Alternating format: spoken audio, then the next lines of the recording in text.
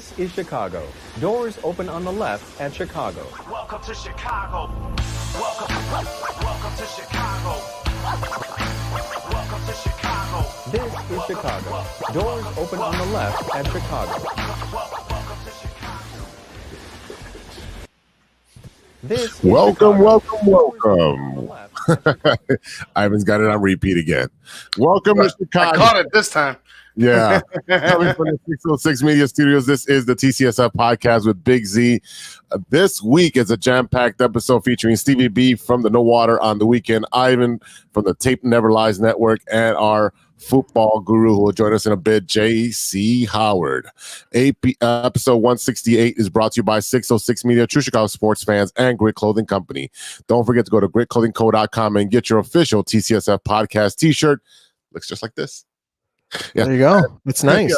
Yeah. Very handsome. Very handsome. That's right. That's what mom tells me all the time. Search for keyword True Chicago. Use our promo code TrueFan15 for 15% off your entire order. That is TrueFan15. Get your shirts now. What's up, ladies and gentlemen, and all our listeners? Thank you for joining us either on the web or if you're listening to on the podcast. Thanks for listening, and please share this. Please share this with all your friends, and we can only get better if you have more listeners. So you can subscribe on a monthly subscription at anchor.fm/True Chicago Sports Fans. Go there and click on support, and you can subscribe for as little as 99 cents a month. So without further ado, let's get into this. Another live episode. Bears. Bajent, is he the man that he's supposed to be? We got a new Bear on the roster. And Justin, questions on Justin's. The Cubs make a big splash. Holy shit. A big splash this afternoon. The Sox waved the white flag on some players. The Bulls, well, you know what they Bulls are. They're full of bull, you know what. Baloney, mostly. Baloney, yeah, sure. And the Blackhawks are fun and exciting to watch. All that and more. But right now, let's talk some football in 3 and out.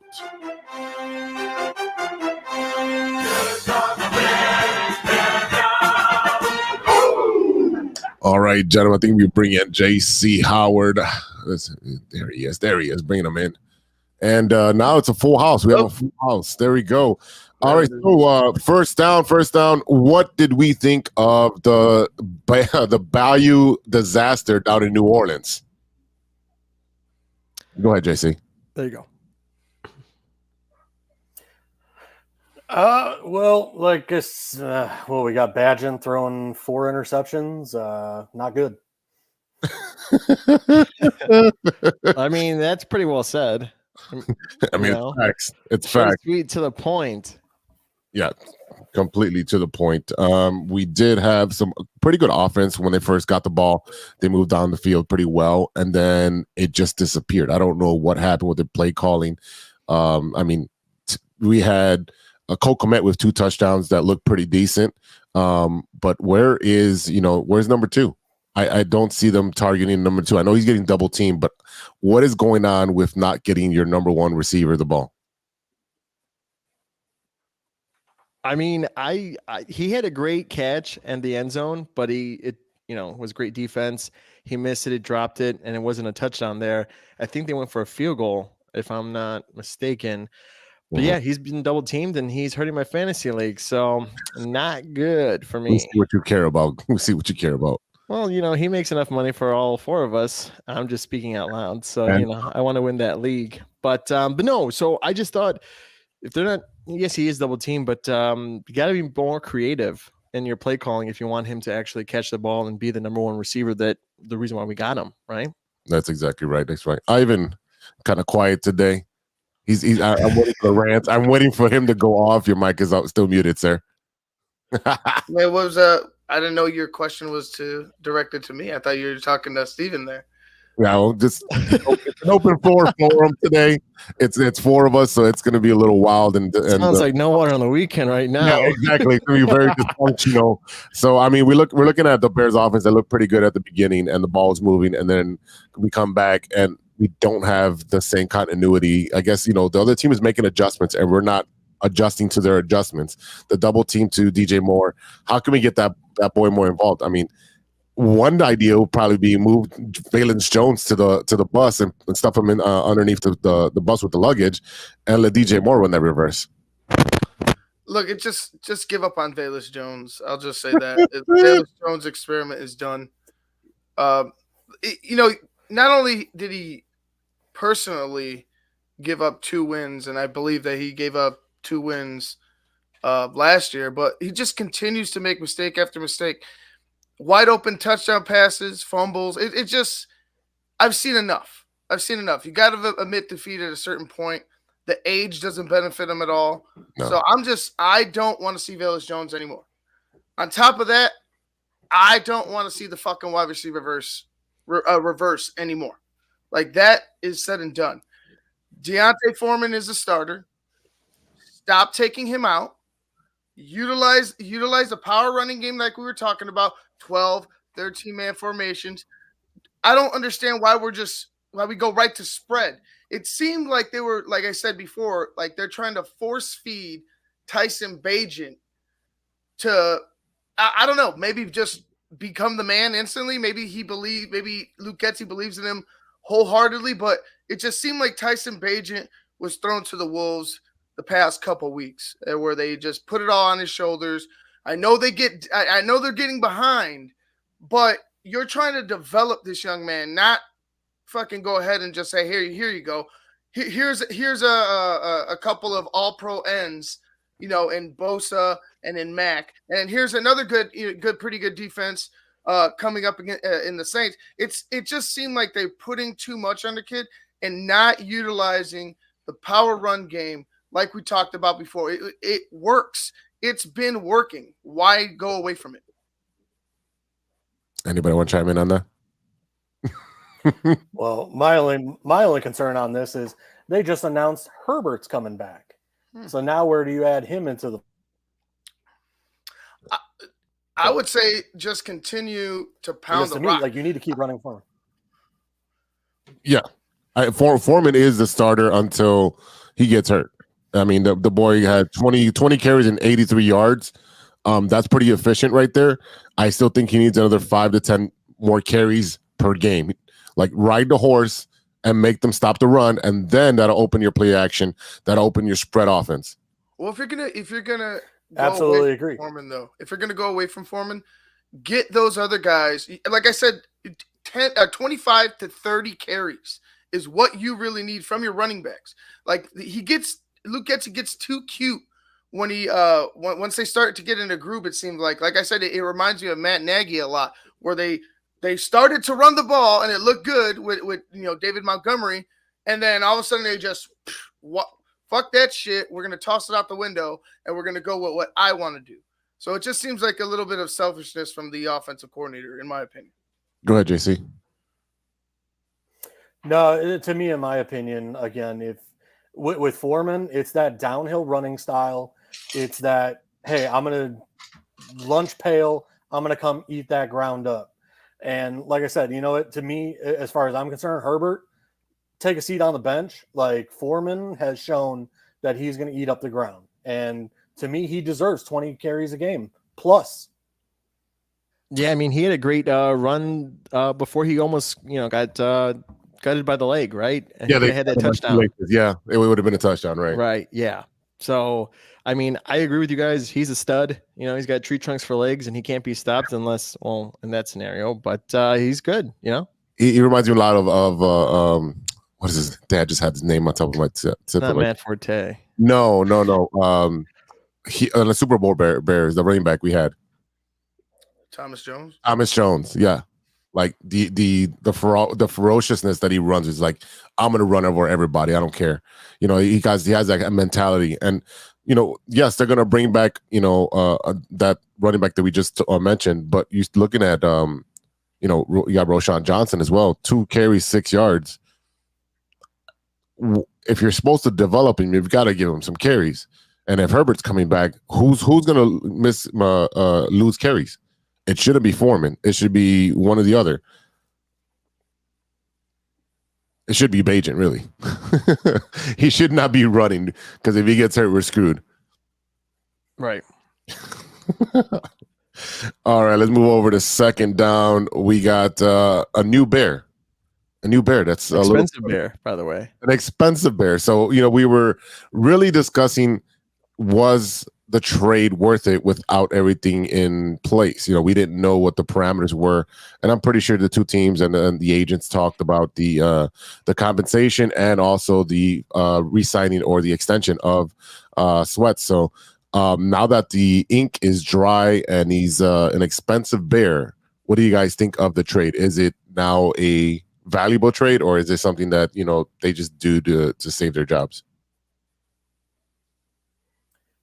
In my personal opinion, I mean, Jose can tell you, I freaked out when they made the trade with no extension in place. Right. Once the extension is in place, it's like, okay, acceptable. But like I said, when there was no extension in place, I lost my shit. Yeah, because essentially it's a low number one pick. Essentially is what they gave up. I mean, you're looking to replace Ejac. You're looking to replace Cody Whitehair. I mean, that is to take those positions is in that second, third round.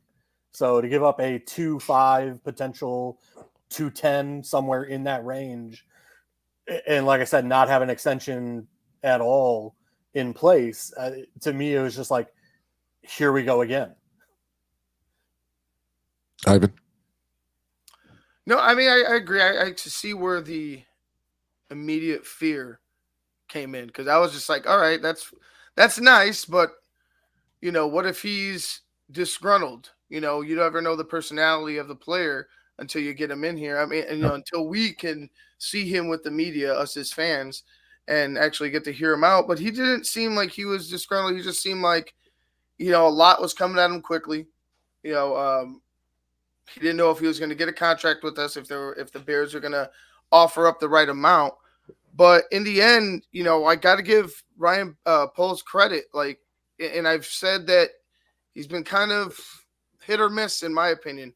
And he's found a couple starters in the draft, but like, as far as free agents are concerned, and I know it's a trade, but I really consider it like an extension of free agency. They went ahead and got ahead of the line. Yeah, ahead of the line. They went ahead and picked up Sweat before anybody could fucking go ahead and get. He wasn't going to reach free agency with Atlanta being, right on the heels of the Chicago Bears. So go ahead, get ahead of the game, bring him in here, but like JC was saying, the fear was they didn't have a contract. What's going to happen? Is this going to happen in season? And luckily, for us, that they did do their due diligence and they were able to go ahead and strike a deal. And that, Ryan Poles, although he is young and he has made mistakes, there is some good to what he's been doing. And there is things that I like about him and about the direction he wants to take the football team. It's just when you're losing like this, everything gets amplified, especially when you're a losing team and you go and you make a splash of a trade like this. Everybody's questioning you why. Well, why is the Bears think that they're going to take a step next year? The Bears are going to have a lot of money next year. The Bears have 2 top 10 draft picks potentially coming up next year. The sky is the limit for them. So why not get ahead of the game instead of getting in a bidding war and probably overpaying? You reach a deal that both sides seem to be comfortable with. So I was like JC said, skeptical at first, although I liked the player. But credit to Ryan Poles for getting the job done quickly. Okay, go ahead, Steven. Yeah, I agree with you guys. I just, he got all the money, the contract and stuff like that. Now, I'm not one to count someone's money, right? But he's top 5 paid, correct? In his position? I believe so. Well, he's pretty young. He's what? Right. He's under 30. So, I mean, he's in his prime. So, I mean, you kind of, I don't know, Cleo Mack and all these defensive players that they had. Roquan Smith didn't get the money, and then we spent it on this guy. I mean, I get the age difference. I get everything about it. It's a great move. I just feel like you're getting rid of a piece, Roquan Smith, Then you get this guy, and then it's like you don't have any other pieces to complement him to help the defense out. It just seems like it's just him. I mean, it's a great move. I just feel like they need to fix the defense for every position and not just one. Tremaine Edmonds. I mean, they brought in guys, TJ Edwards. Like they're gonna continue to I think they're gonna try to work something out with Jalen Johnson. We'll see. But I think that they have been making moves on the defense. Like the first few draft picks of Ryan Pohl's tenure were defensive players. Yeah. Well, I think they really saw before they, coming in that the defense was the worst unit on the team. The offense, they had some pieces, I guess you could say, that could keep them afloat. But I really think that they've been building that defense to where they can make a move like this. It was just, is Ryan Poles competent enough to get a deal done?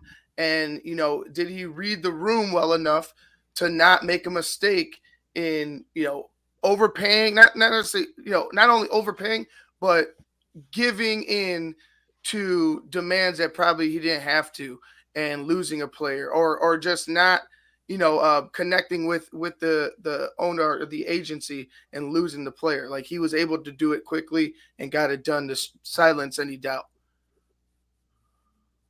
Yeah, I mean, I know you had said like sky's the limit for next season. I feel like everyone was saying that for this season.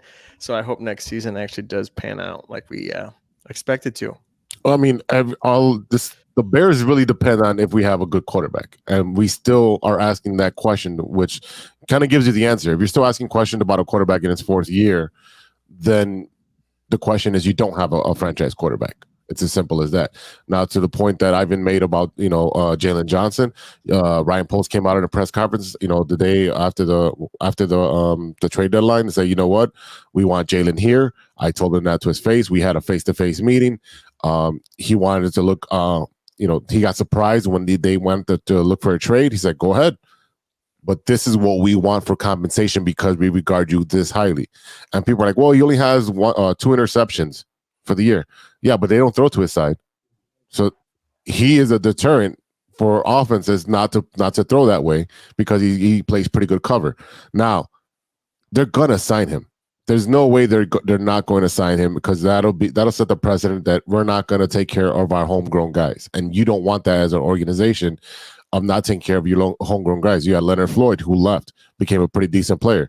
Roquan, again, pretty decent player. Like you had this. I know there was a different regime that drafted them, and they wanted to get rid of them, and they were getting paid. And you don't want to pay an off linebacker that much money if he's not a middle linebacker and getting all the sacks, but he's a pretty good player, and it would have been a good compliment to what we have here. All right, we're moving on.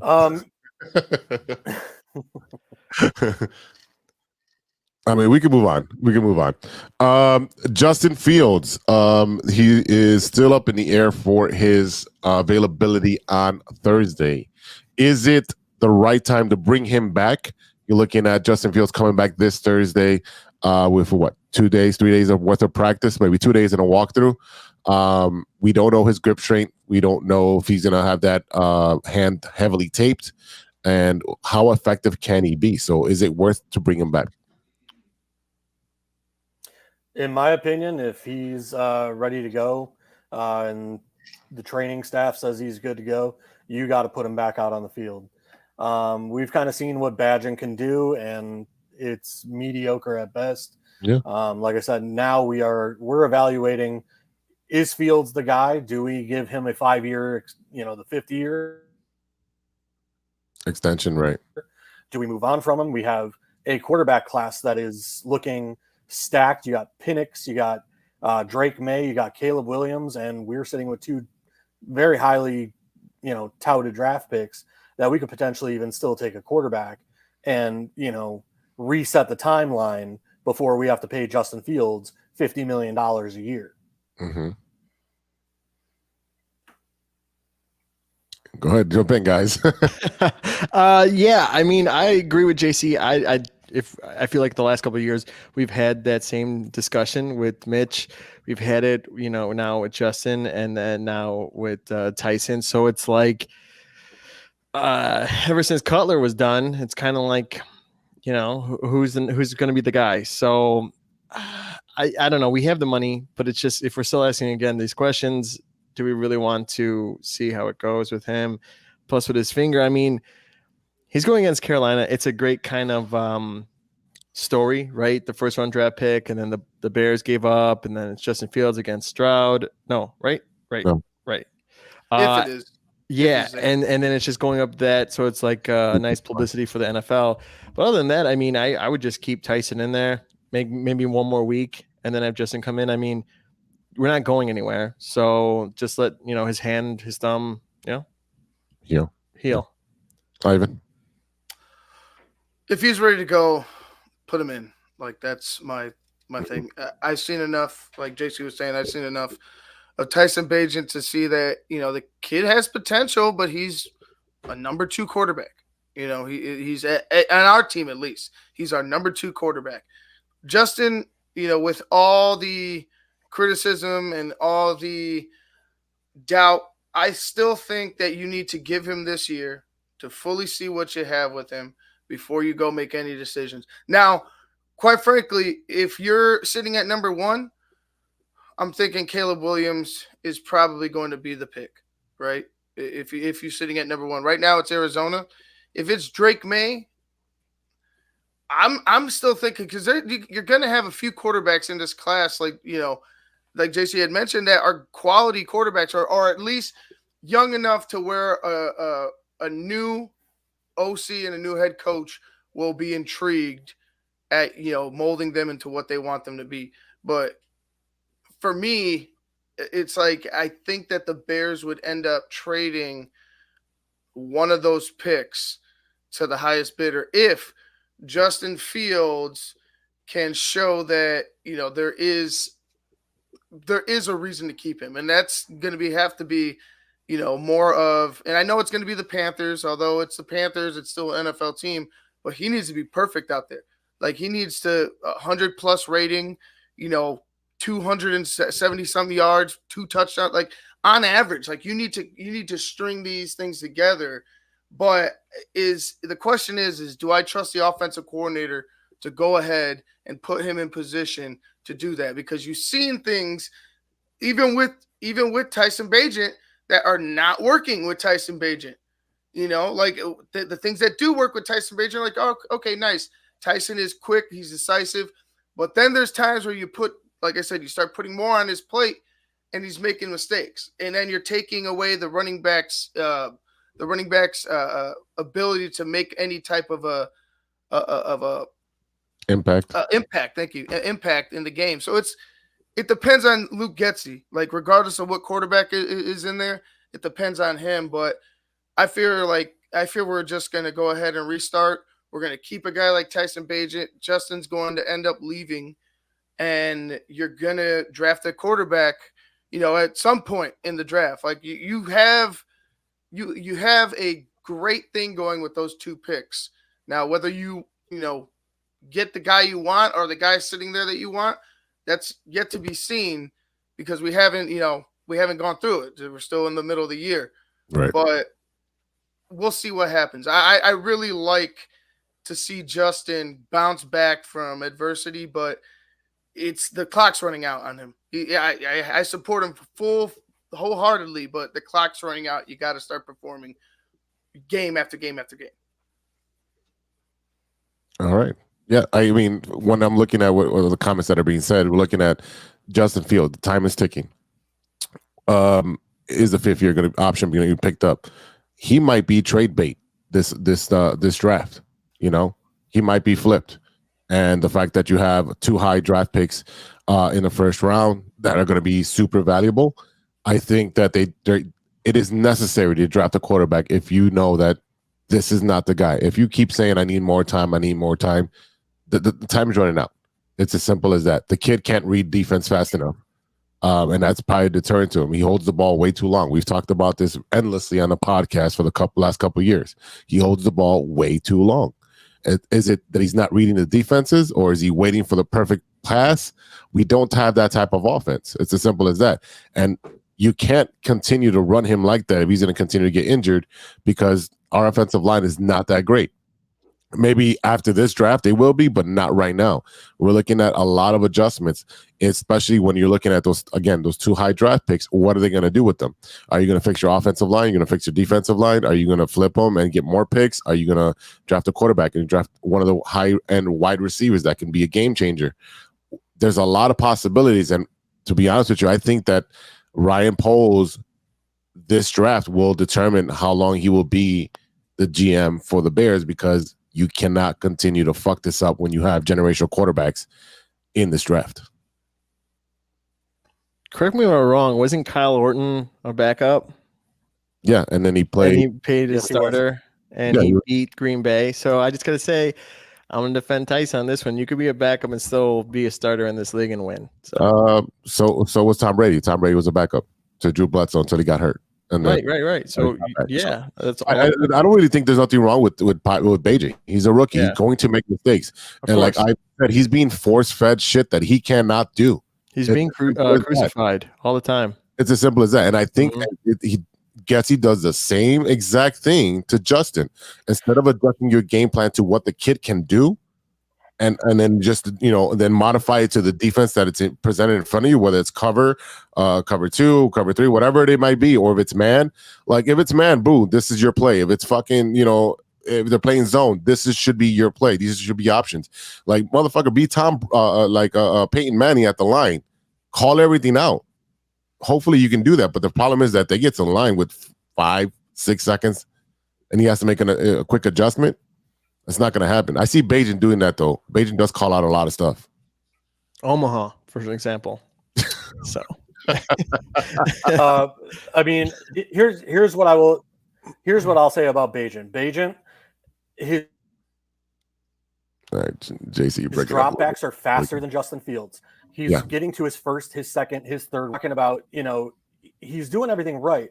But the fact that he's an undrafted free agent from a small school, these defenses are disguising their defenses to where it's just the little mistakes where he hasn't had enough time on the field to where he can really see, hey, this guy's going to come back, or this DB's disguising what he's doing.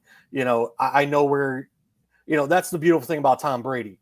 Tom Brady, almost every single play before he even got the snap, knew pre-snap where the ball was going, what the entire defense was doing. Beijing, he's very good once he gets the ball in his hands, but again, it's that he hasn't had enough time in a pro, where defenses are disguising what they're doing, and he's just making simple mistakes. But again, he is getting the ball out on time. He's making the right reads.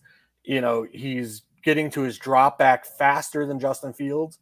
I would watch the video where, they were basically showing, 7-step drop. Justin Fields was hitting his last, step at 3 seconds, where Beijing was hitting it at 2.5. So again, it's just, there's something there with Beijing, but right now he is the number 2. Would Beijing be a more productive quarterback if he was being groomed by Andy Reid, or maybe in Philadelphia, or who else has a good quarterback? One of those, well, I don't even want to say, New England anymore, because they have a pretty good quarterback and it's just not working up there. But would he be better in an Andy Reid per se offense, where you have 2 guys who are really good at working with quarterbacks? And I know Nagy didn't work out here, but he also was given Mitch. He didn't want Mitch.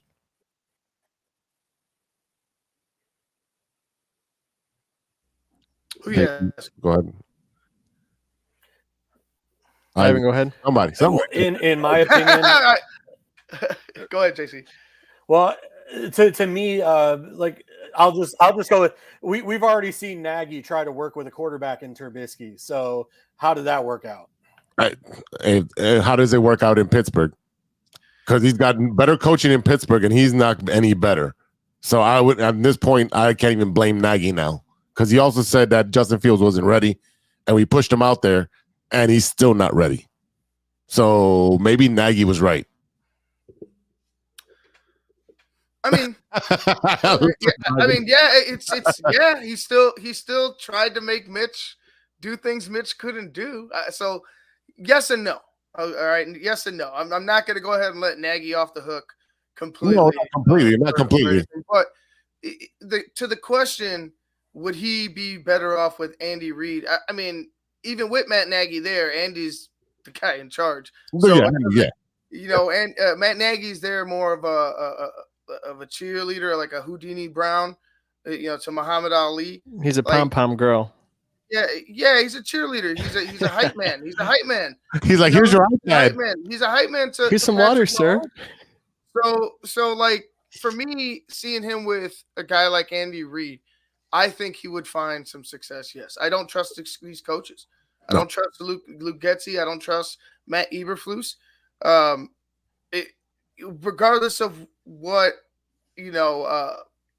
what they may be as far as like the quality of the person, it just hasn't been working out. 5-20, 5-25, something like that. His record. It's just that's not enough. I don't care if the team was reloading next year. You know what I'm saying? And they were rebuilding and tearing everything down.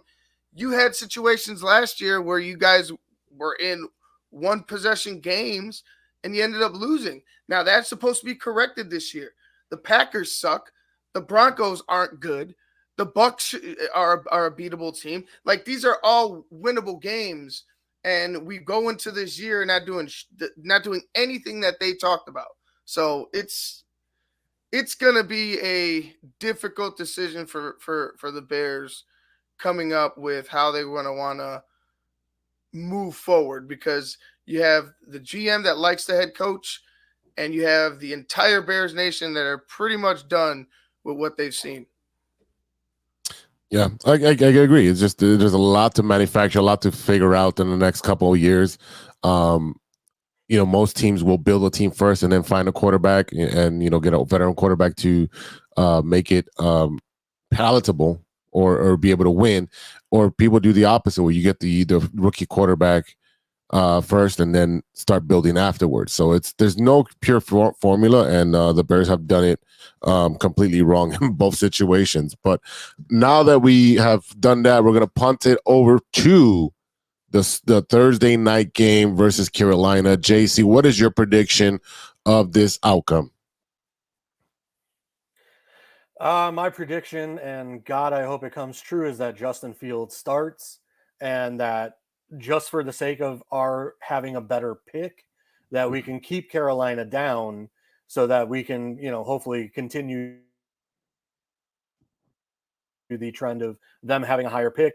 And if we unfortunately have to have a higher pick or a later pick, so be it. But let's continue to keep Carolina down there where we can hopefully get that, at least the first or second, third pick in this upcoming draft. That's what I'm hoping for. Do you have a score for us, JC? Oh God.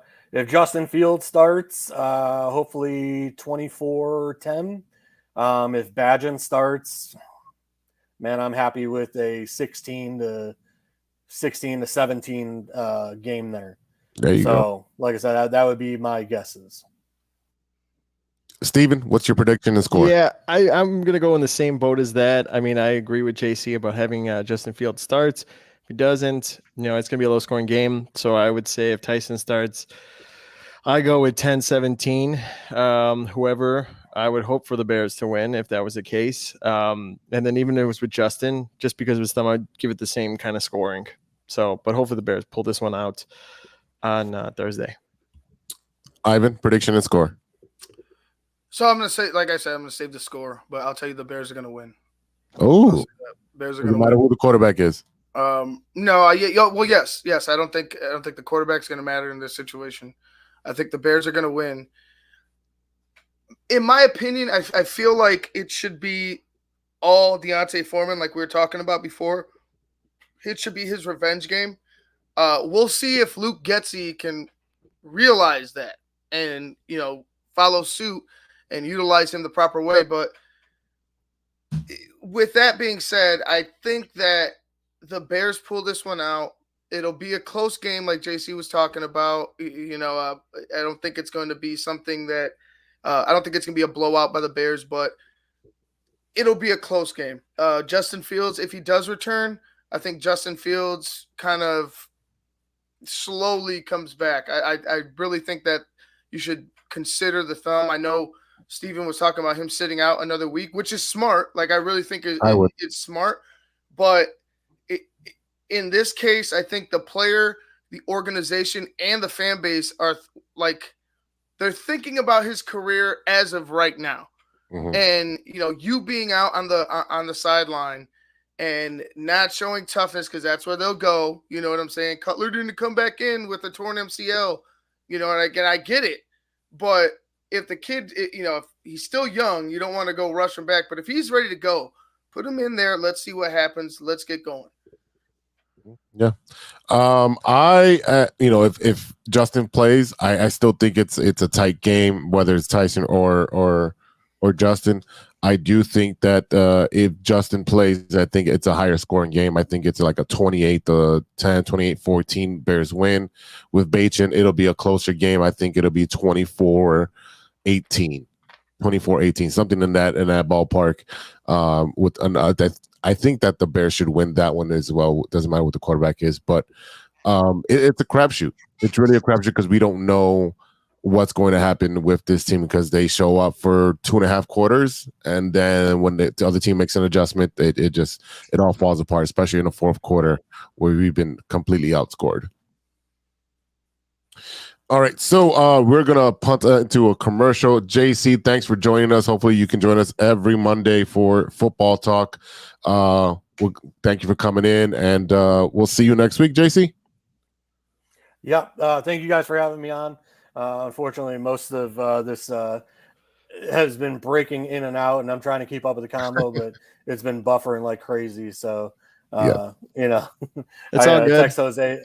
I text Jose during it. I'm like, man, I am having trouble keeping up with who's talking, whatever, because all of a sudden, like, it's just spinning wheels, and I'm like, oh, geez. Oh, man. Yeah, that happens. Technical difficulties all over the place. That happens all the time. But JC, thanks for joining us. We'll see you next week for the conclusion of this Thursday night game. All right, brother. Take care. Thank you, guys. Thanks for having me on, guys. See ya. Anytime. All right, we'll be right back with the loop after a word from our sponsors. Let's hit that button, baby. Hey, true Chicago sports fans, show off your Chicago pride with some fresh clothes from Grit Clothing Company. At Grit Clothing, they create that simple yet classic style that represents that Chicago South Side. Something happened to Jose. He got disconnected, so you're gonna sit with me for a little bit. This is part of No Water on the Weekend. Oh God! Transitioning over to No Water on the Weekend. No. Let me say it again. That's gritclothingco.com and use the promo code TrueFan15 for 15% off of your entire order.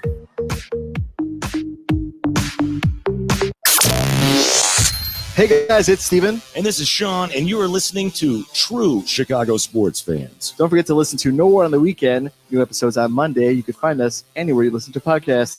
Yeah, so we're going to go do a couple of shots. So let's kick it back over to Big Z. Water on the Weekend. Thanks, Sean. He's back in the States. Thanks, Sean. Yeah, he's back in the States now. Yeah, he is.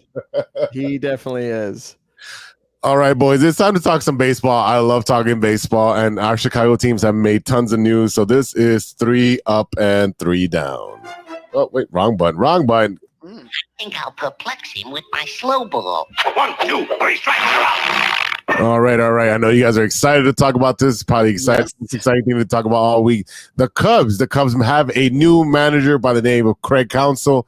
He sounds a little familiar. If you're an old head, you remember him playing. And if you're a new head, you know he was the coach, the manager up north at Wrigley North in Wisconsin. It's Wrigley North. Right, absolutely. Really be honest, it is Wrigley North. And I can't wait till they tear down that stadium, because it's a beautiful stadium, but they have no AC. So can't wait till they tear that down. Oh, God. Do you remember that? How sweaty it was? It was like 114 degrees inside that stadium. Terrible. Thank you, Chuck. All right. Tell me what you were doing when you heard the news. I was in the toilet, and no, I was kidding. No, I genuinely, I was like just on my phone, sitting on the couch, and this broke. I was crying because the day before, I believe Cody Bellinger wanted to opt out of his contract, and I was a little disappointed that he wants to be a free agent. But hey, give him whatever he wants. Put a check right in front of him. Get Pete Alonso. Just do what he wants. But I was really happy. I am happy. I've been sending you guys in the group chats of all these Milwaukee fans that are peeved. But I want to know how David Ross feels and how he was broken like the news, because that's also like interesting to me. Yeah. Go ahead. They had to have brought him into the office. I would imagine he got brought in. Yeah. Respectively. Yeah. Got brought in, and they were like, David, thank you for your time. Thank you for getting us through some of the toughest times post World Series. You were manager of, technically we were manager of a playoff team, right? And correct. They did go to the playoffs one year. So you coached in the playoffs. Are you managing the playoffs? But it seemed to me like there was so many little mistakes that were keeping the Cubs out of games, or either eliminating them completely or just not benefiting them, that I'm sure as a young manager you can outgrow and you can learn from. The problem is that the Cubs are ready to go. Like 2024 was the target date, I believe, that they said, hey, we're going to be ready to go. So like, true to their word, they're ready now. And Craig Counsell is a manager that's managed in his hometown, his favorite team is his home state, around his hometown. I believe he lived around Milwaukee, if I'm not mistaken. If I'm wrong.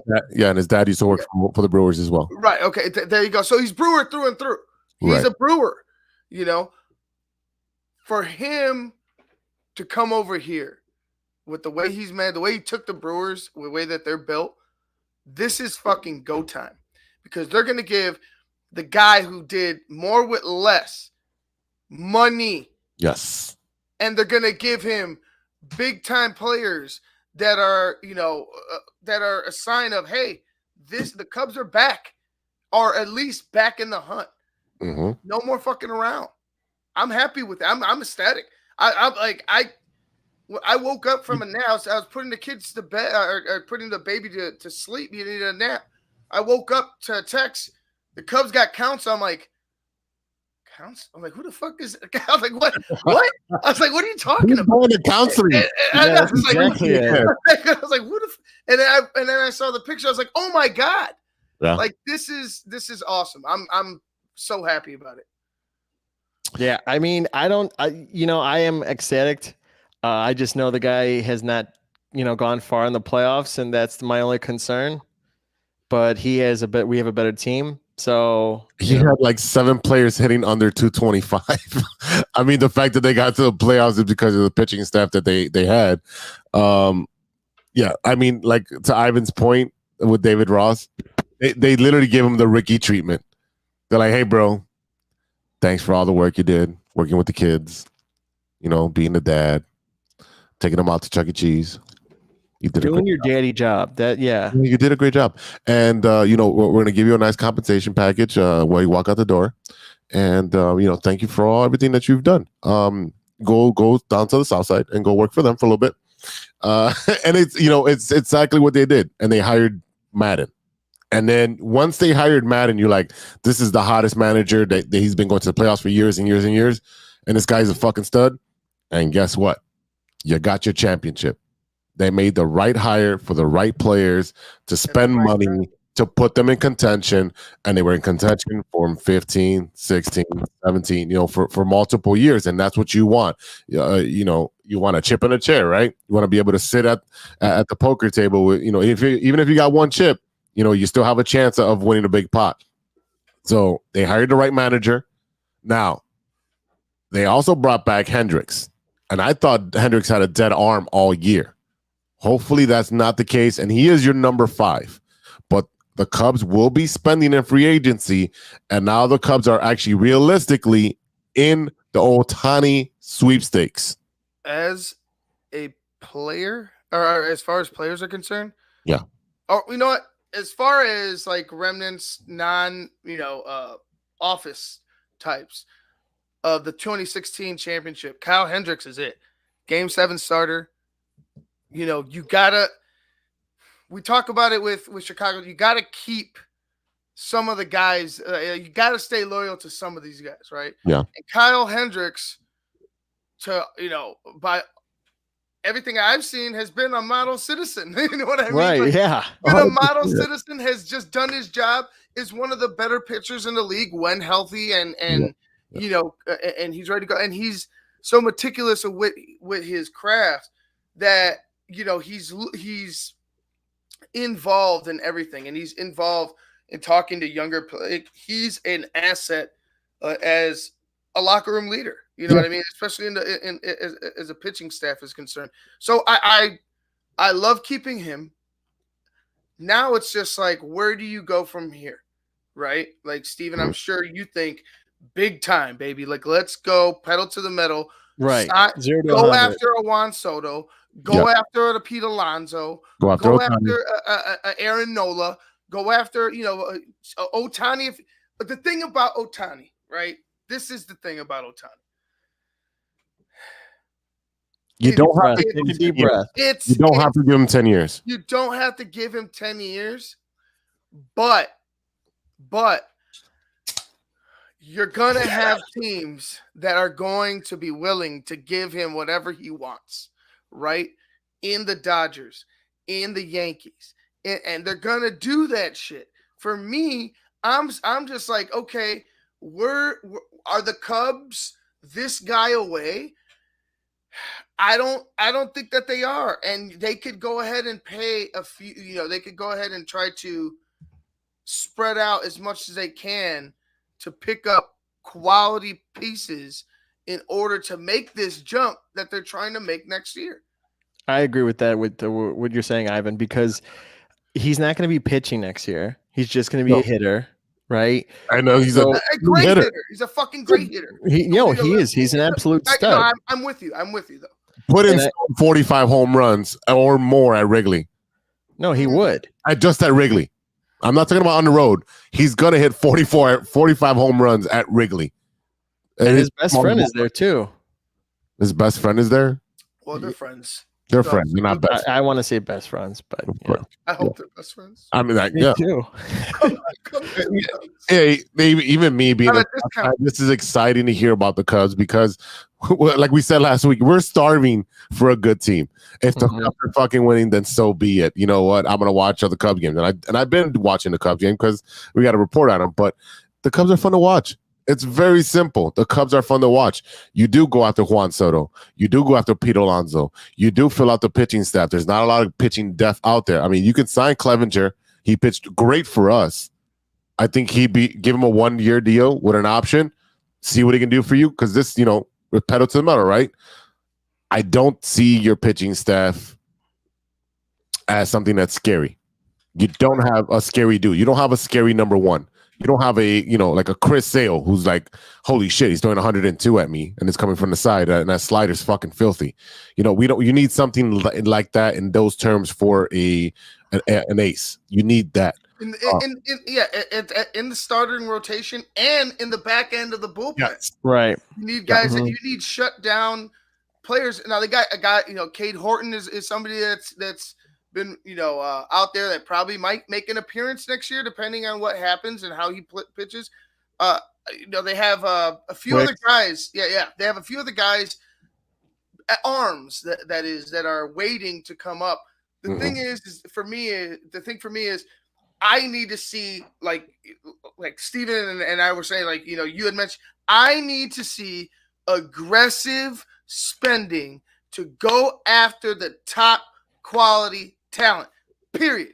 I get the bullpen. I get the farm system has been up, up on the up and up, but you still need to go after it if you want to make this jump that I think the Cubs are trying to make this year. Yeah, 100%. And we talked about it. Bullpens are very finicky. You could have the same set of guys 1 year suck, and then the next year they're great, and vice versa. Bullpens are very, very streaky. And you know what? When there's a bullpen arm, what you do, if you're a contending team, you buy one. Mitch Carver was not given a qualifying offer, making him a free agent. Go after him. Go after that dude. That dude's a stud. The way he pitched. Carver. I thought you said Mitch Garver. Is it the DH? The Mitch Garver's a DH for Texas. Whoever was either one. It might it might have been the DH. Either way, he's a stud. I think you put him at DH. That'll be great for you. Montgomery's the other one, Jordan Montgomery. And you know what? He fits in right exactly with the Cubs. I think at 30, he's willing. He's at that point where he's a crafty pitcher that has pitched in big games. He was alongside Matt Scherzer. I mean, he's got nothing. What'd you say? Just won a World Series. Right, just won a World Series. I mean, yeah, you're gonna have to pay for him because he has that pedigree, but the dude's a stud. I mean, let's see who else is out there. Sonny Gray. Don't be the White Sox, right? I mean, Stephen, right? Don't be fucking scared. Don't be cheap. Don't be scared. Yeah. You're trying to win the damn World Series. Like, this is signing a guy like Craig Counsell. I got to say it again because, and not that you don't understand the significance, Jose, but this is just for everybody out there. Fucking do. My team hasn't won shit. Everybody out there. That is a signal that it's go time. That is a signal that the Cubs need to start making aggressive moves to put themselves in place to sincerely be one of the top contenders come next year. So I'm fully expecting them to be all in on free agency this year. I mean, you need to add a few pieces. And I'm talking about if it's not a big name, it has to be a quality type of a player. You know what I'm saying? Yeah, why not a Juan Soto, bro? Why not? Yeah, why not? I literally I know those are big bats and big names, but I would really focus on pitching first. Like your Blake Snell, your Aaronola, your Montgomery, Josh Hader. Them too. Fuck it. Well, my thing is, I want us to be in a conversation and contending with or at least giving an offer to every single one of these big names. Like, I don't want us to be our head out of the ring at all. I want us to be like, oh, the Cubs are interested. Oh, the Cubs are interested. And the beauty of the signing with the coach, it wasn't even expected. Like, that was the beauty of it. It was like a sneak attack. Like, it was just came out of nowhere and it was done well. Maybe not for David Ross, but I mean, at the same time, it's like we got a Christmas present a lot early and something to be thankful for Thanksgiving. You know what I mean? Yeah. Now, here's a question for you. Would you guys take a flyer on Lucas Giolito? Oh, you answer that one, Ivan. Damn you. Yeah. You gotta ask the hard questions here, man. Look. I wouldn't. This is what I'll say about the Cubs.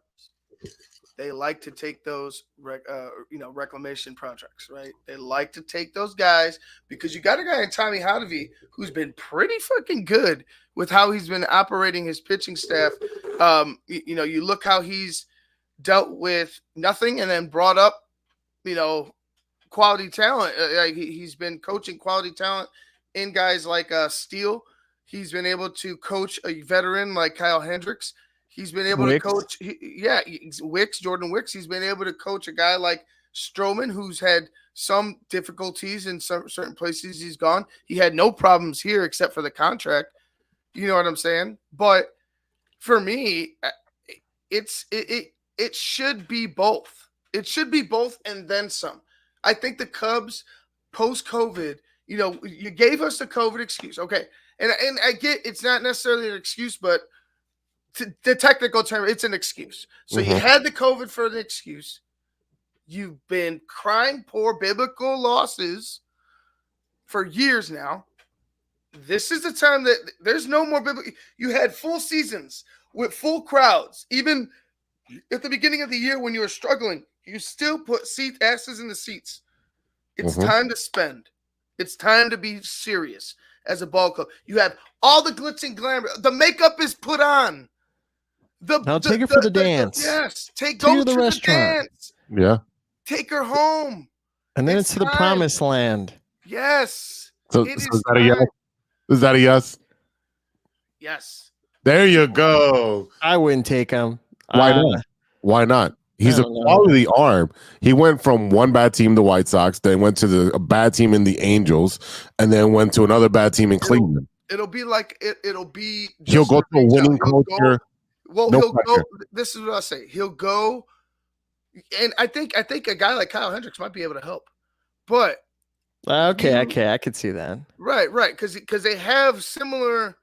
Even though Lucas is a little bit of a harder thrower, they have similar types of traits. But as you get older, you have to learn how to pitch, and I think Hendricks would be a great mentor to teach him. Like, hey, bro, you can't throw 98 all the time. You're gonna have to use your breaking balls and paint the corners, especially if you want to last long.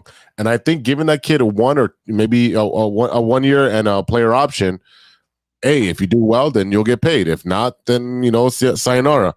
And he's very durable. He's rarely on the IL. Another name would be Jack Flaherty. Jack Flaherty, yeah, from the Cardinals. Also had an off year, but no, Jack Flaherty. I would go Jack Flaherty over Lucas Giolito.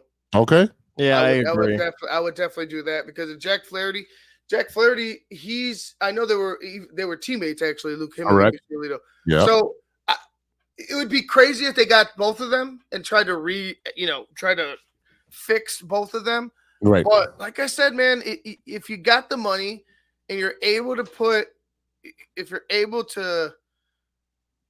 and if it's just one of them, I'm fine with that. But if you're able to spend the money and put guys like this in positions of success and they end up paying out for you, it's huge. It's a huge. Cody Bellinger is the best example of that I could give you, and we just saw it this year. The guy was down and out, got healthy, fixed his swing, had a great year, and was on the Cubs. Like they did a great job. He was fan favorite, and he was a great part of this team this year. Yep. So it all depends on how they go ahead and approach this. Is Lucas Giolito mentally able to bounce back? I think a guy like Jack Flaherty is better. I think mentally, from what I could see, is probably the safer bet. I think Jack Flaherty could bounce back better than a guy like Lucas Giolito at this point because the Sox were a disaster.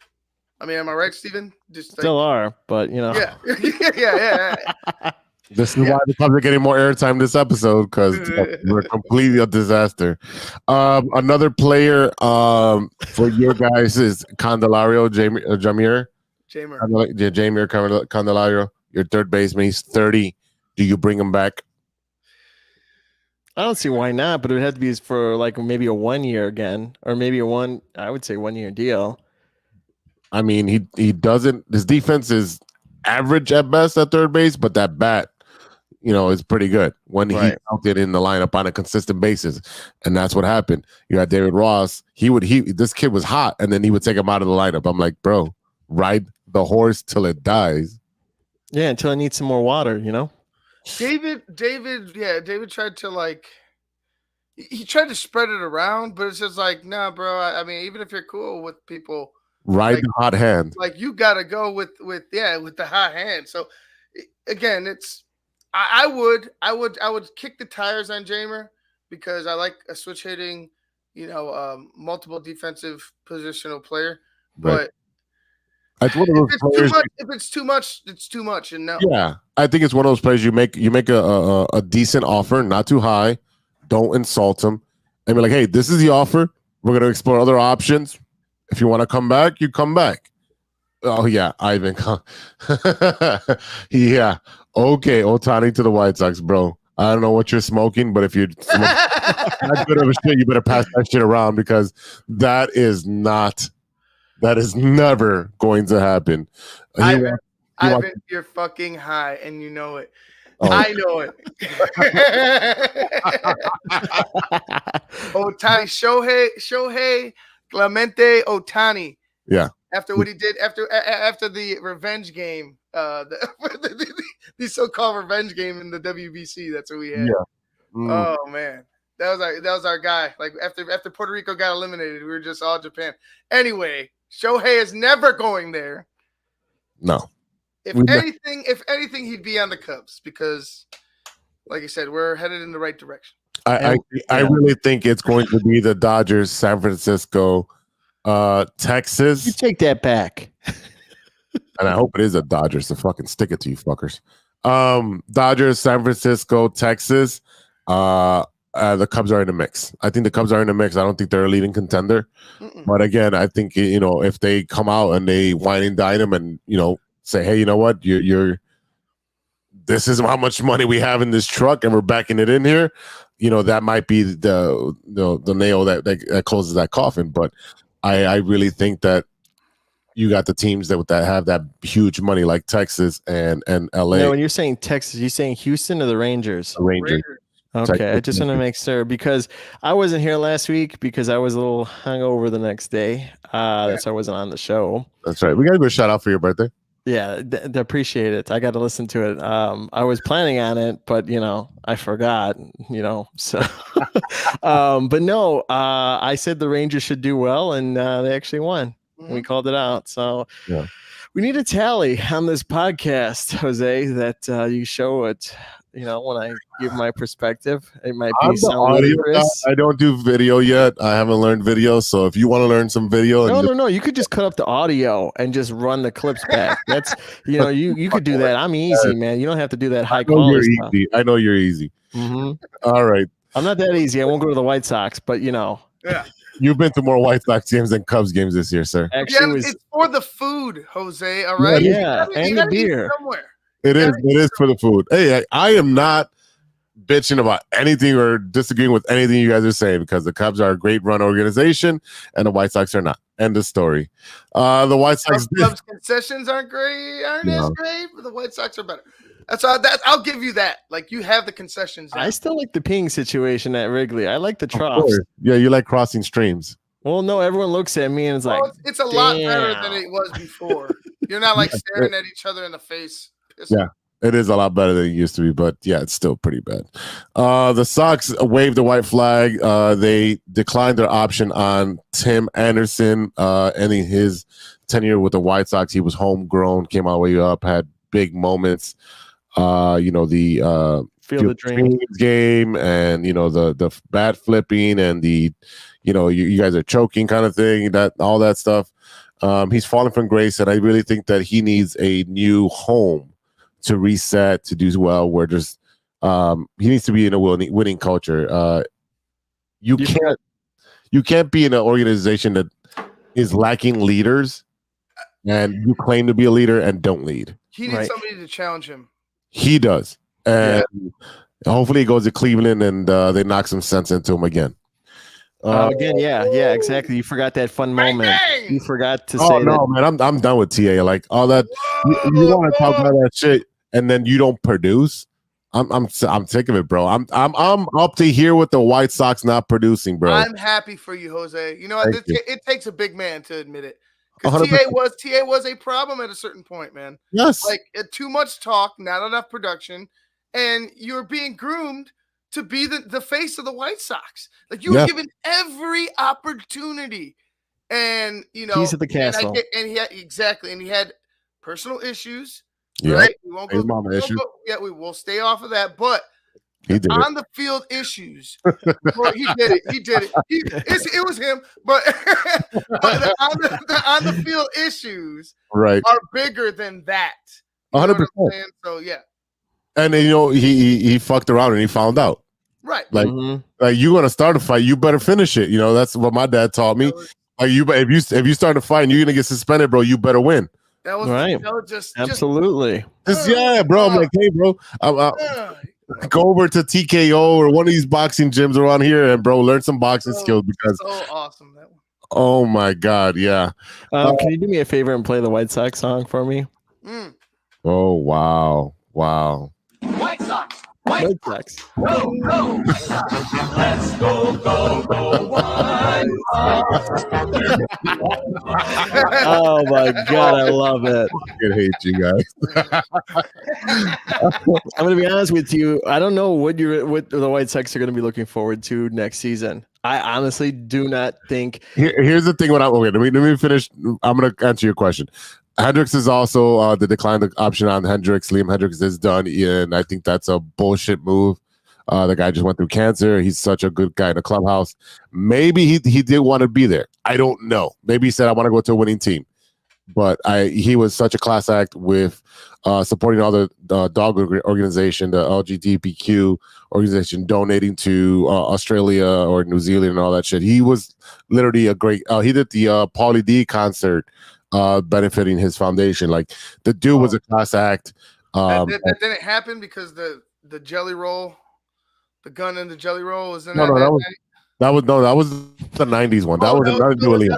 Ice. My bad. Vanilla Ice. 90s night. You know what I'm talking about, Steven. You know what I do know what you're talking about. Yeah, that was Steven with the gun in his rolls. Yeah, totally. With the gun in his rolls. I brought it in, and I was like, I'm making sure that no one comes back here. With the larger woman. Like, I do not like Vanilla Ice. Yeah. Thank you, Ivan. Yes, Manny Grandal is out. Thank God he's gone. So the kid will be catching, which I still think we need a veteran catcher. So yeah, TA, Hendricks, and Clevenger, who said he wanted to come back to the White Sox. He said he loved his time here, opted out of his contract and said, fuck yeah, I'm out. So we have holes at right field, shortstop, second base, everywhere. Catcher. You guys are Swiss cheese right now. Oh, we're wet paper. Wait, tissue paper. The best thing you got going is the tailgating. Yeah. The tailgating, our food, and our bobbleheads. We have a shitload of bobbleheads. Okay, I'll give you that. And the Cubs are getting better. The Cubs are getting better. The souvenir, the aesthetics of what your operation promotions over there on 35th and Shields. Yeah. The aesthetics of your operation over there on the south side are really good. I like the promotions. I like the food. The tailgating's awesome. Yep. It's just the fucking rest of it sucks. It's exactly like the Chicago Fire. Pretty much, yeah. They're a Chicago Fire fan. They're tailgating for fucking 3 hours. That's as far as it goes. They're like, oh, there was a game? I didn't even notice, you know? That's as simple as it is. And right now we're the butt of the joke in Chicago, and it is what it is. I'm still gonna support my team, and I'm gonna hear a lot of shit for the next couple of years, but I'm gonna watch a winning team with the Cubs. So that's all I'm gonna say. So to answer Steven's thing, the food is the best. With the Vertucci boys, you buy the patio package for $45-$50, whatever it is. It's gonna be really cheap. All you can eat chicken, ribs, burgers, hot dogs. They have pasta and all the beer you can drink for 90 minutes. I think that's in the patio and right field underneath. You broke up. You broke up for a second. Yeah, in the patio underneath right field. We did that. We went down there. Yeah, it's $50. All you can drink. They have barbecue chicken, hot chicken. They got ribs, hot dogs, hamburgers. They have pastas. They have. Well, look, I'm down. We're definitely going to games this summer. Oh. I'm just saying. I know for a fact I'm going to be at that very first, and I hope it's game 1 at Wrigley. Brewers Cubs game. Oh, for sure. I'll be there too. Looking for fucking tickets. I'm gonna be the day it's coming. I'm gonna be one of the first motherfuckers, like at 6 a.m, waiting for it, even though it opens up at 1 or whatever the hell it is. Like, I want those tickets. No, and that would be a great thing. I think that's actually what's gonna happen with the schedule. I think the schedule should be out. I don't think the times are out there, but I think the schedule should be fine. They could switch it. They could switch it. I want to see that. It's the first series of the season. Yes and no. It's fucking cold in Chicago in April. Come on. I want to say that the Cubs can fucking just hit a shitload of homers on them. Well, you never know. Just for that one, I want to get something. I want to see it because, like, you're gonna get look. Steven already sent that clip, and I wish I could upload. Actually, I am. I'm gonna go get that clip right now. But you saw that clip, Jose, of the Brewers fan that was calling for war, and I feel I agree with him. I could understand his pain. Do I give a fuck? No. So it's like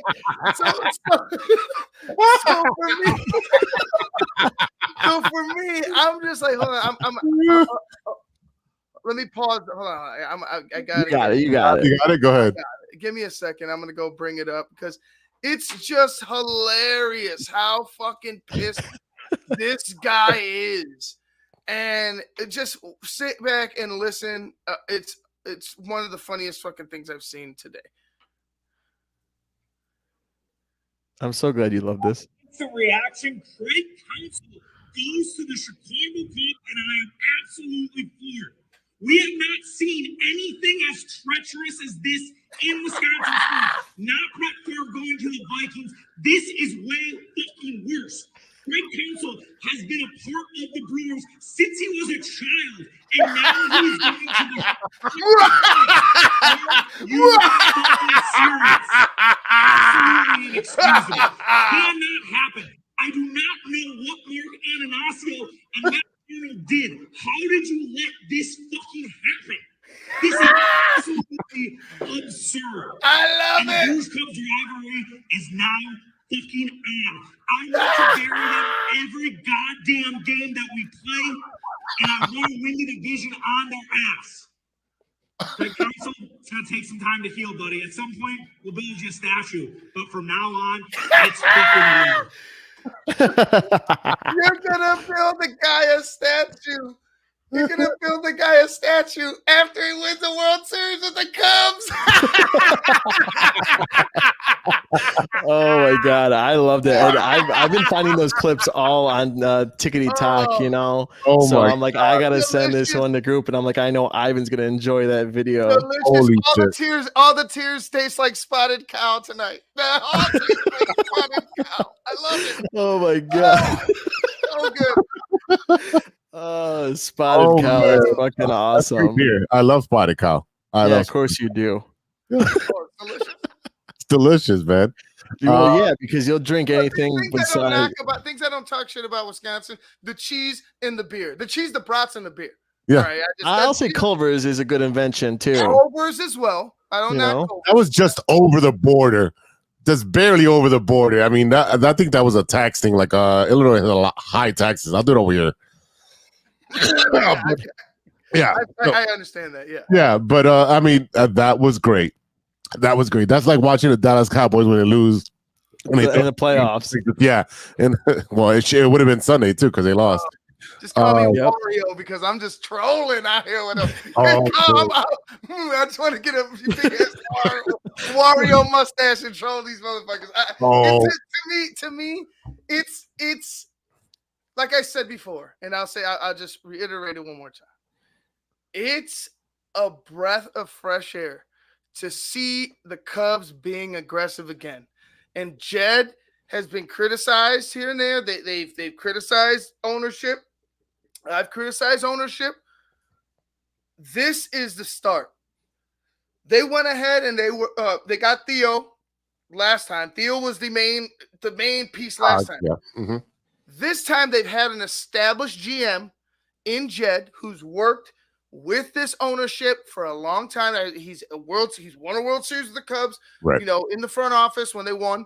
He's been a part of this. It's his team. It's time to be aggressive, and he was fucking aggressive with who he wants to operate it, because the way the Cubs have been put together, it just seems to me like this year is the next step. Like you have the young talent behind you. You have all the money you could want in front of you to go ahead and go after high-priced talent. Yeah. You have a top-tier manager who's gotten the most out of less than anybody in the past decade. Yeah. With the Milwaukee Brewers. He inherited them when he started. He inherited them. I got the stats here. 2015 when he started, 61 wins. Mm-hmm. 61 wins in the NL Central, right? Yep. You go ahead, 73 wins his second year, Then he shoots up to 86, 96, 89. Then you have I'm going to ignore the 2020 year because it's 29 and 30. Right. But, it's that neither here nor there. It's kind of hard to judge that.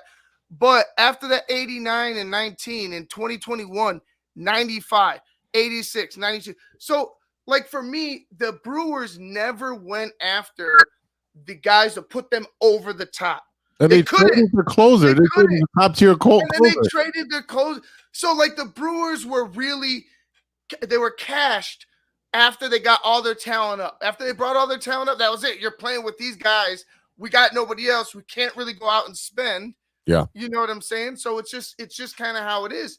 Now, you got a guy that wants to fucking win another World Series, bro. He wants, as a player on the Diamondbacks, and now, as a manager, he wanted to win in Milwaukee. 9 years in Milwaukee. He gave you everything. Yeah. He gave you everything. That's all you could ask of Craig Counsell. If you're not going to go get him the players that he needs to go out and win the fucking World Series, he might as well leave to a team who has all that in place to do so. Right. Deep pockets, great city. They'll love food. Forever. You'll be a legend. Close Yeah, to it's close to family. Yeah. You'll be a legend. If you win here, you won't have to pay for another meal. No, absolutely not. I'll pay for a hot dog. We'll That's what I can afford right now. But enemy number one in Wisconsin. Well, he right now, like that guy said, was true. He is public enemy number one in Wisconsin sports. Craig Counsell. Like and I'm here for it, baby. You're on my team now, Craig. I got you, babe. Like, don't worry about it. We're gonna do this together. Like, I'm gonna get you high, Craig. Yeah, we go get high, Craig. We gonna do this, Craig. We've got to come up with some T-shirts for the Cubs. Like a wanted sign, public enemy number one. Craig. Right, that'd be awesome. I'll design something. Yeah, let's make some designs. We need some T-shirts. And let's put a poll and see. No, just fucking make a bunch of T-shirts. If they buy them, they buy them. Let's do it. Okay. Well, you're funding it. I'll just come up with a design.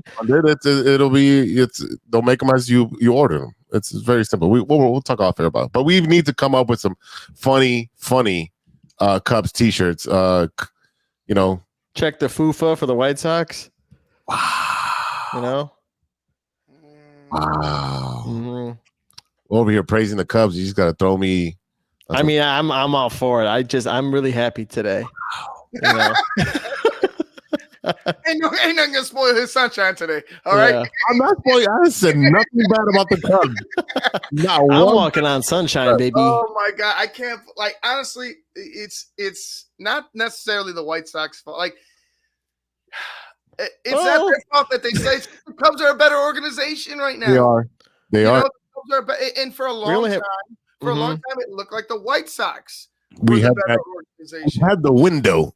Yeah, and you know what that was? That window was in a special ed room that opens 2 inches. That's what the window was. All right, it was that special window.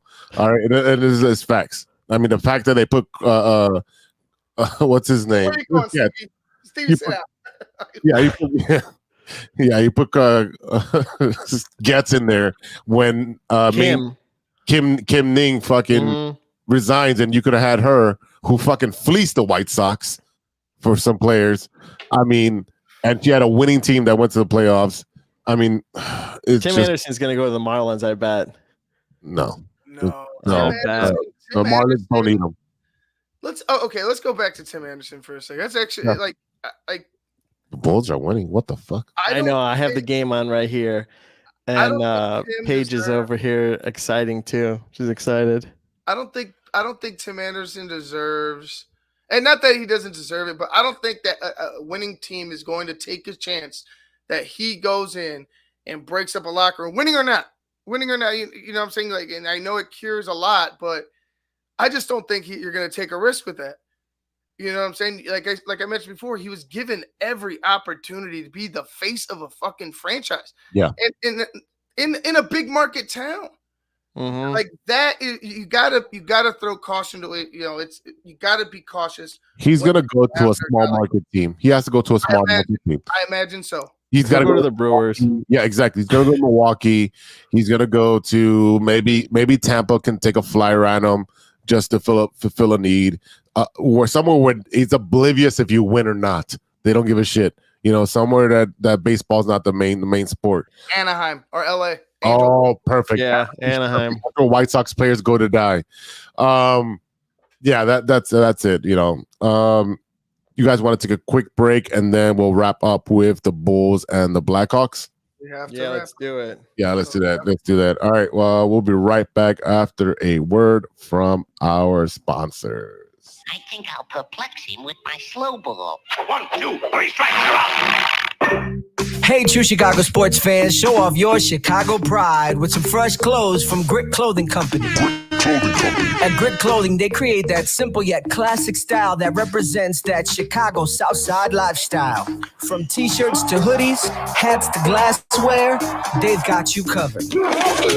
Grit has everything you need to represent your Chicago pride, so do it right now. Check out gritclothingco.com and use the promo code TrueFan15. TrueFan15 for 15% off your entire order. Let me say it again. And that's gritclothingco.com and use the promo code TrueFan15 for 15% off of your entire order. What up? It's Martin Moreno, and you are listening to True Chicago Sports Fans Podcast. Thank you, Martin. Martin! Yeah, I love Martin. Martin was hilarious on the show. If you haven't seen that episode or listened to that episode, please go back in the archives and listen to that one. It's about 90 minutes of Martin making us laugh nonstop. I know you pissed your pants for sure that day. Yeah. Because you called me and you said, I need to change a pants, swing by the apartment. Yeah. And my mom will give you some pants and some chonies. Yeah, and then she didn't answer, and you brought your own, so I had to, squeeze into those little ones, little tiny. Hey, it still hangs out of them, my friend. Well, it sure was hanging out that day. All right, let's talk about these Bulls, and I'm gonna play a song for like 5 seconds. 1, 2, 3.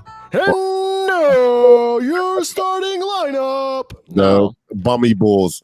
The Chicago bullshit Bulls, for example, like right now, it's total bullshit. Like I've been betting on them the last couple days. I've been losing my money. One leg.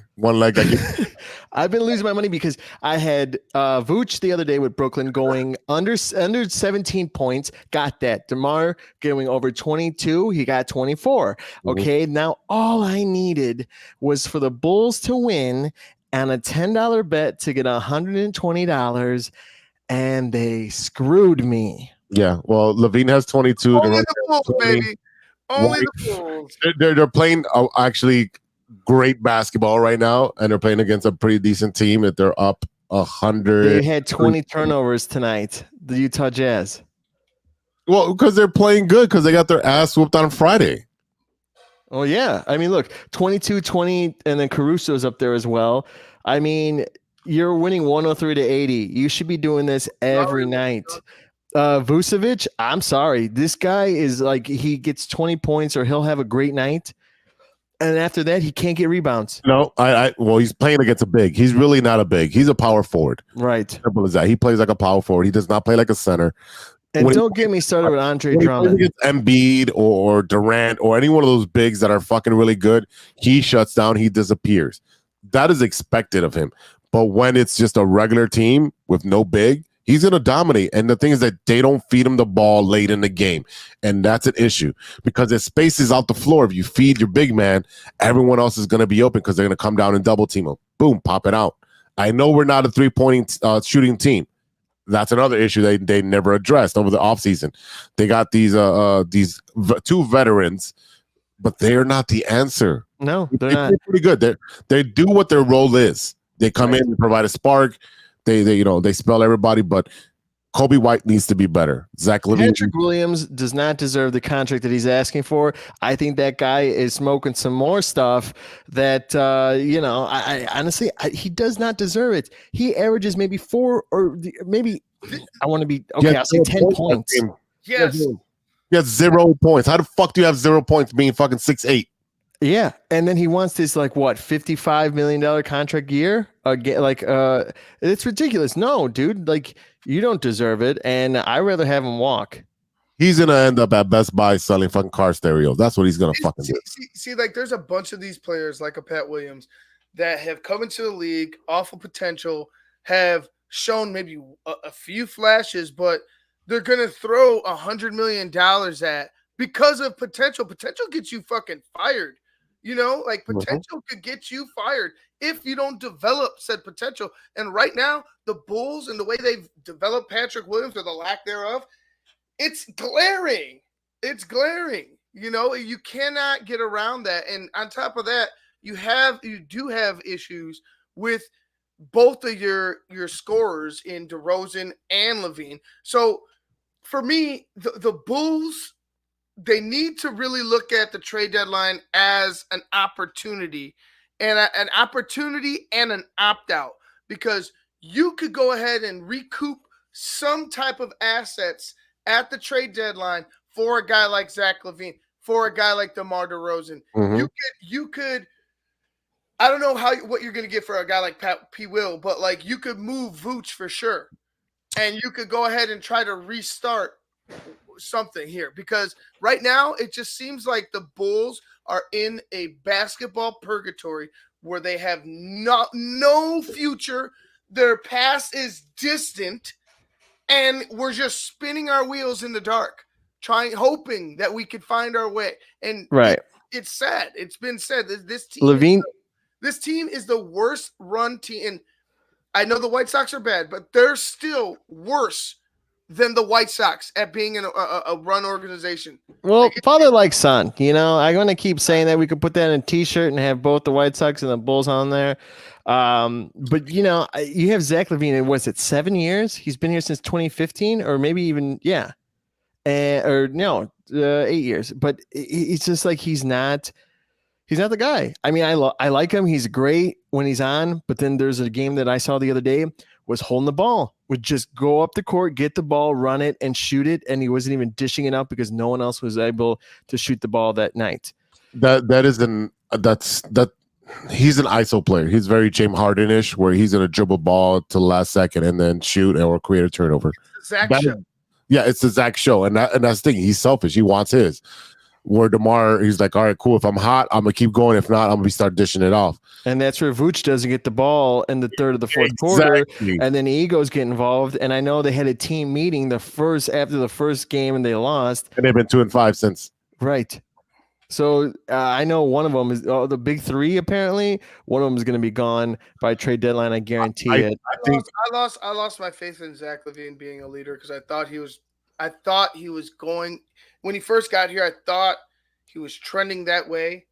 And now it's just man, I don't have faith in any of them. I don't have faith in any of the big, quote unquote, big three that we have. It's like I said, the future looks bleak for the Chicago Bulls. The future looks very, very gray. And I don't like that. I don't know where we're drifting off to. It's just not good. It really isn't. And I really think that Miami might be a player for Zach in the trade deadline.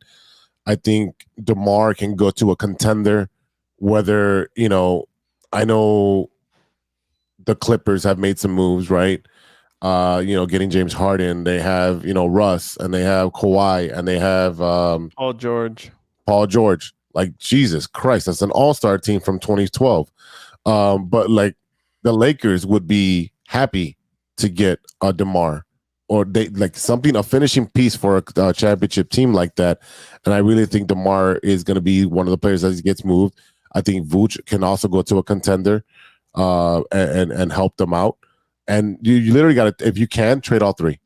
Yeah. Well, I know I'm going on Sunday, so just don't do anything like that until after I have a reason to go. Monday, do it Monday.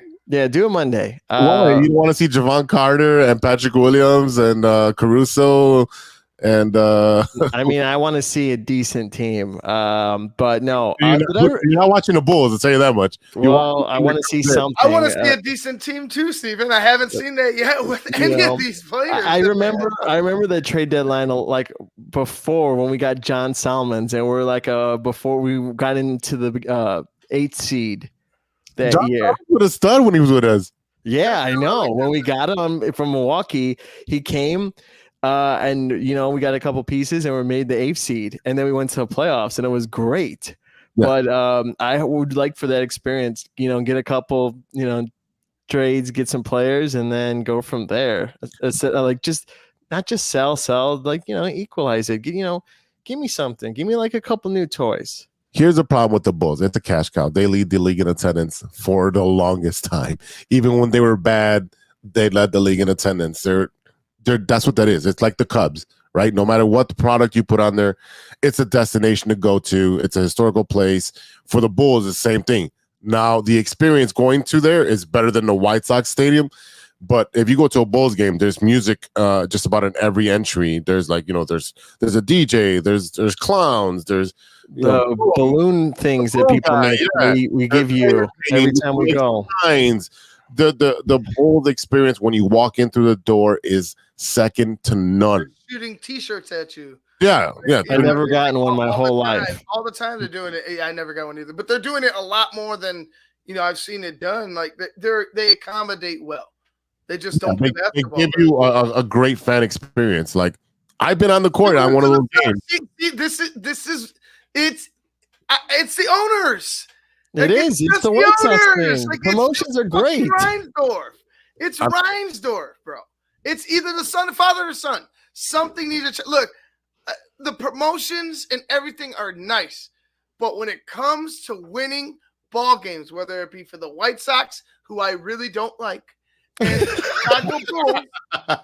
the Chicago Bulls, you don't put anything forward towards winning the games. You put everything to the accommodations, and the fans want wins. Like T-shirts are nice, but the fans, the real fans, want fucking wins. I don't want to see a clown when I'm walking in. I want to be like, yeah, fuck the Pistons. I want to see guys with face paint ready to go out there. I'll do it for you, Ivan.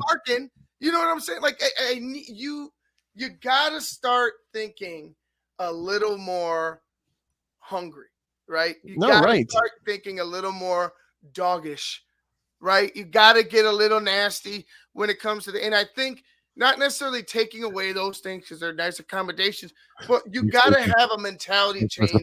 You gotta have a mentality change throughout your entire organization. I got a little backup support here. Look at this. Lisa's very nice. Yeah, thank you. She's gonna say go Sox, but she's not nice. She's not nice. She's not nice. She's not. Thank Lisa. I got to give her a shout out, of course. Yeah. She didn't talk shit, but yeah. Anyway, wow.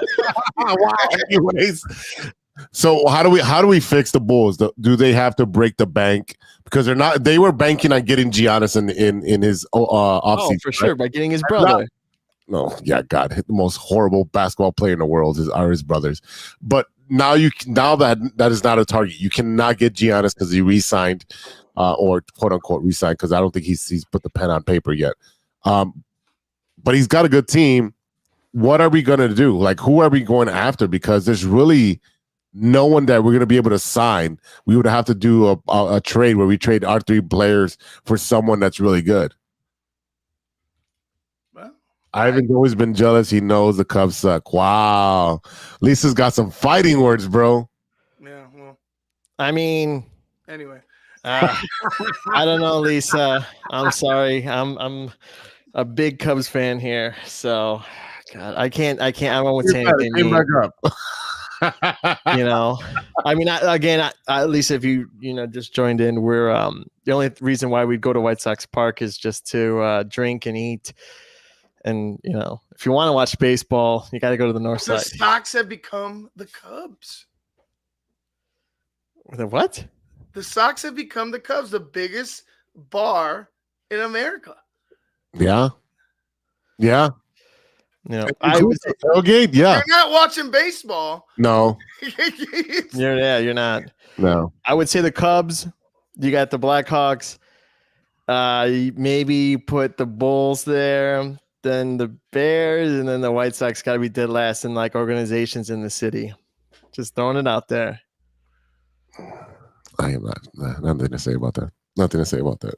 Because, yeah. So again, I think the Bulls trade all three and start from scratch, and probably, you know what? Maybe do what Oklahoma City did, is just keep fucking losing, keep stacking up fucking draft picks. Just stock them up, because look at their team. They got a pretty good core of young players that can ball out. Yeah, I mean they beat us. Yeah, they're good. Yeah, they're actually really good. Yeah, so let's move over to the Blackhawks. These boys can play. I got my Blackhawks hat on, my favorite Blackhawk hat.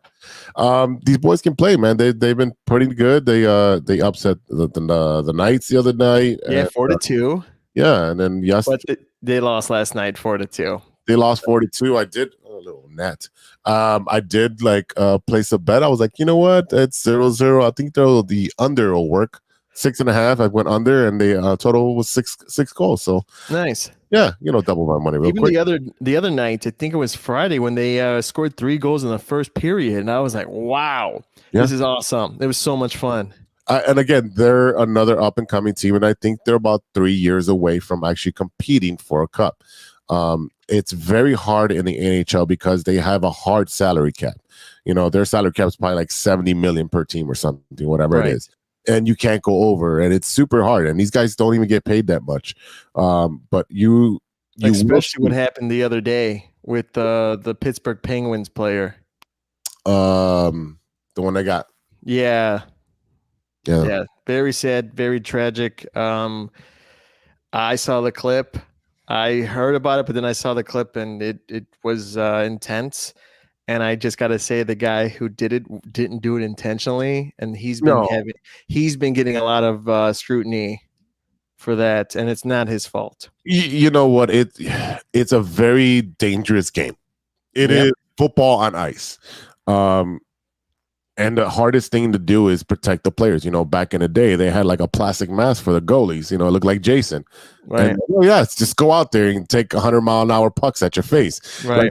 That is not safe. So now they're wearing, catcher-style masks that have springs, and they can take impact and lessen the impact for less concussions and not allowing to get hurt. Now, even the goalies have the little turkey thing that hangs down to cover their throat, because that can kill somebody. Why are the regular hockey players not walking around or playing with a neck guard? So there's this one thing that I saw that it's Paige had shown it to me, that it's this kind of like this mesh kind of fabric that has like a little thick spot like right in front. So if a blade does go, it will not cut you. It's like a cushion thing there. Yeah. And then they were talking about having the plastic blades, but that's gonna really right. Yeah. So I would put the guard on for the throat thing, or put that mesh on them. I think that would be the best part of it. I think it can be done. I think they already wear like Under Armour under their sweaters and pads and all that stuff. Why not just make the Under Armour to come up to the neck and just change the material to something that can deter from getting cut in the neck, and then just make the rest of the material around the neck and the back be something breathable, obviously, because these guys are sweating their balls off running, skating back and forth. So it can be done. It just takes engineering, and it takes somebody to put it together and sell it to the NHL. And let's do it. Let's create something like that and sell it to the NHL. Why not? We're 3 smart guys. Some more than others, but who are they playing next, Steven? Let's see. That is a very good question. So today is actually the day that we're recording. So they're off. And they're off today, which the Bulls and the Blackhawks played on Friday as well. So I had both TVs going on. Let's see here. So they don't play until pretty much till Thursday. Thursday. So they got like 3-day rest. Yeah. And then no NBA teams are playing tomorrow, the day that you guys are listening to on the podcast, because it is voting day. So it's election day. So no NBA teams are playing because they're doing that initiative for that. So Blackhawks will play the Lightning, which is also an exciting game. It's at 6 p.m. November 9th. Definitely tune in for that. I mean, right now you can honestly say the Blackhawks have a better record than the Bears. So at being 4-7. So, wow. If we're gonna go there, I'm just saying, if you're tired of watching football, well, I'm not tired of watching football, but if you're tired of watching the Chicago Bears, put out some hockey. So yeah, definitely support that team. Definitely. I mean, because the Bears play Thursday night and the Blackhawks play Thursday night as well. If you're getting peeved and pissed, just put on some hockey. Yeah, like. But hey, as they say in hockey, let's do that hockey. Thank you, Chance. Yeah, let's do that hockey. All right. So how about we close this out with what you watching that isn't sports? Pretty much. Oh man, I've been rewatching. What is it? Mad Men today. I still have not seen that show. So rewatching Mad Men that came on today was a great suggestion. When I came out from my long slumber. So. Which was cool. And then what else was I watching last night? Ooh, no, that was pretty much it. So I don't know. Do you like Mad Men? Yeah, I loved it. I own actually all the seasons. Nice. Ivan, what do you want? Just that new Frasier. Oh yeah, how's that? Is it getting better? It's all right. It's getting better. It's starting to like. Obviously, it's a new show. Like I said, new show, new characters, and everything like that. So they're trying to establish, all the characters. I just feel like it's starting to open up. It's going to begin to start opening up a little more with, like character development. Like you're going to start seeing less of everybody and more of like Frasier along with this person's story or whatever like that. So I just think it's starting to get better and better each episode. That's awesome. Look, what Steven, what are you eating? Ramen. Wow, you doing that to Ivan?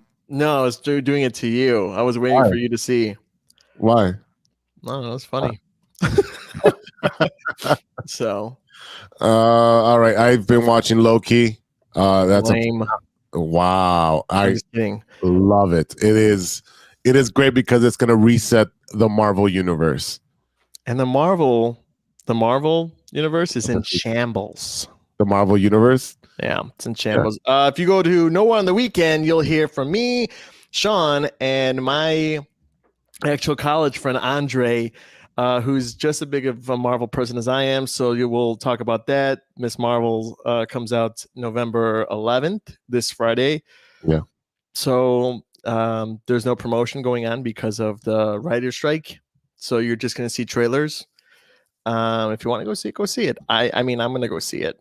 So Of course you are. I mean, I'm a guy who wants to see badass women. So, Okay. If you say so. Yeah. Go watch Low Key. It's a great series. Well written, well thought out. And then you'll see what's going to happen in the next Marvel series and the next phase, because Loki is a major cog in this, and I can't wait for the season finale, which is next week or this Thursday. So, Ivan, I just want to wish you a happy Veterans Day, sir. Thank you for your service. Happy Veterans Day. Thank you to all the veterans that are listeners and everybody who is a veteran. Thank you for your service. That is being observed this Friday. So we can't be a great country without our veterans. So I want to give you guys. That makes sense now, because he wanted to buy the veteran hat from the Bears, but he didn't want to buy because that makes sense now. Okay, I didn't know that. Welcome to the show, Steven. Well, no, he never told me that. So I mean, am I going to ask everyone? I was present, but it didn't click for me. So. Yeah. Oh, I don't even know who this is calling me. Anyways, spam. Yeah, it's spam. It is spam. It is definitely spam. Jesus. All right. I think it's time to get out of here, fellas. All right, y'all. That is it for today. Thank you for listening. A big thank you to our sponsors, 606 Media, True Chicago Sports Fans, and Grit Clothing Company. Don't forget to go to gritclothingco.com and get your official TCSF podcast t-shirt. Search for keyword True Chicago.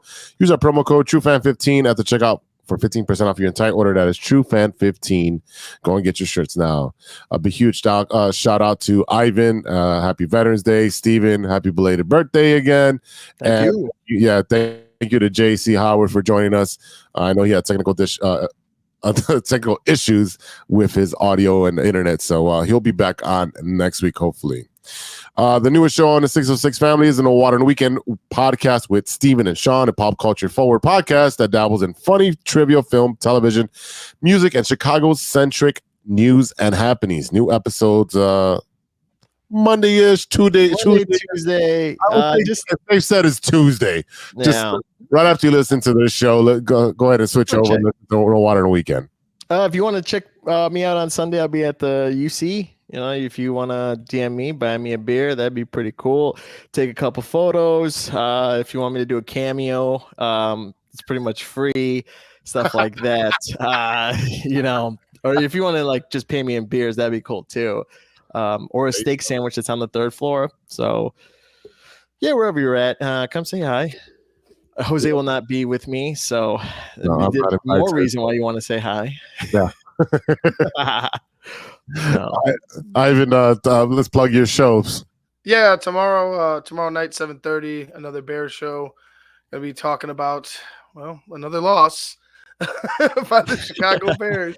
Definitely gonna be a packed show. Like I'm gonna address everything. I still think that Justin Fields deserves the benefit of the doubt in getting the rest of the games if he's healthy. But if the performance in those games aren't good, well, we're just going to have to move on. And that's just the nature of the beast. That's the NFL. So check me out tomorrow night, 7:30 Central Time, 8:30 Eastern. Another Bears show on the Tape Never Lies Network, YouTube, Facebook, Twitter, Instagram, all that. Beautiful. Shout out to Ronesh Panic. Serious beats and custom made for the beats we played on today's show. Check out paniconthebeat.com for moment merch and gear. Check us out on social media. You can find us at TCSF Pod on the X, and you can find us on Facebook, IG, and Spotify. Just type in True Chicago Sports and you'll find us. You reach us out at our email at truechicagosportsfans@gmail.com. All right, y'all. For Ivan and Stevie B, I am Big Z. We'll see you next time for episode 169. And until then, be good to each other for the love of sports. 169.